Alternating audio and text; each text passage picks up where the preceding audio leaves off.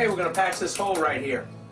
First thing you want to do is make sure there's no wires behind here. Of course, this is just a bedroom wall. Horsing around caused a hole to pop up in this wall. So what we're going to do is make a butterfly patch, and we're going to fix this. There's no wires back here, but we do have a stud a few inches over. Normally, if I was to cut a large section out, I would go ahead and go to the stud and bring it over so I have something to nail to, or I would block this behind here. We don't have to do that because we're going to make a butterfly patch. Very simple patch to make, and we can just stick it right in this hole and cover it up. There's several different ways to mark this off. We have about 5 inches we want to cover. So a framing square is a very simple way to do it. I can set this framing square on here and I can mark off 5 inches this way, and I can come down 5 inches this way. Okay? Now all I have to do is flip this over, and it's going to give me a perfect square, 5 and 5. Go down and over. This is going to be my plug. Alright, once I cut this out, I'm going to have a perfect hole here, and I can just plug it in. There's a few ways to cut this out. I'm going to use a little reciprocating saw. You can use a keyhole saw, or you can even put tape around a saw blade that you have, and you can use that, because this is a very simple cut. I love this little saw here. It's a little lithium ion. Okay, now I'm just going to come right across. Come up. Now that we have our hole cut, I just want to let you know, I cut this on the outside of the line. The reason why I cut along the outside of the line and not the inside is I want to make sure we have enough room for that 5-inch plug to fit in there perfectly. If it has a little extra room, it's going to slip right in. If it doesn't, then you're going to have to come back and shave this or shave your plug, and that can be difficult.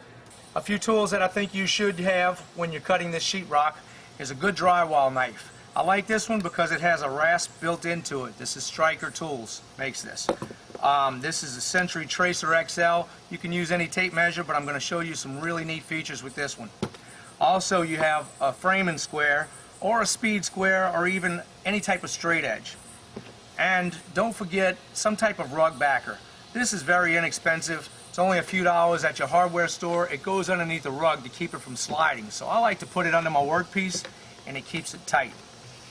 We have 5 inches, like I told you earlier. So we're going to want to make this first cut 7 inches, because we want to have at least an inch all the way around on our piece.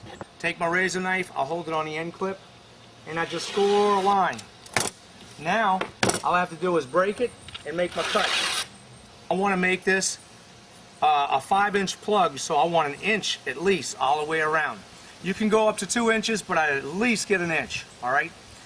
So, what I would do now is I'd mark this off. I have 7 inches. I want to go 7 inches here. I'm going to make my mark. Okay. That's where I'm going to cut it. But I'll flip this thing over, and I'm going to make my marks on here, okay? The reason why I did this is my 5 inches right here. Okay? This is my overlap, and I'm going to show you how that works. I have an overlap here, here, here, and here. So, I flip this over, and you see this line right here. I'll make my 7-inch cut. This is my piece I'm going to use. Now I just cut along these lines. And this doesn't have to be perfect.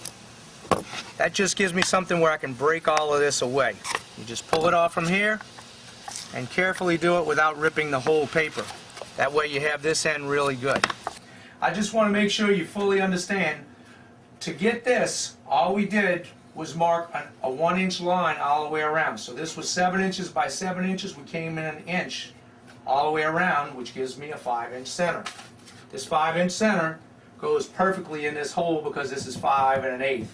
Okay? It slips right in, and there's my patch. Subscribe to my channel, and on our next video we're going to show how to float this out. And then we're going to show how to match this texture. I'll show you different textures and how to do it. It's very simple.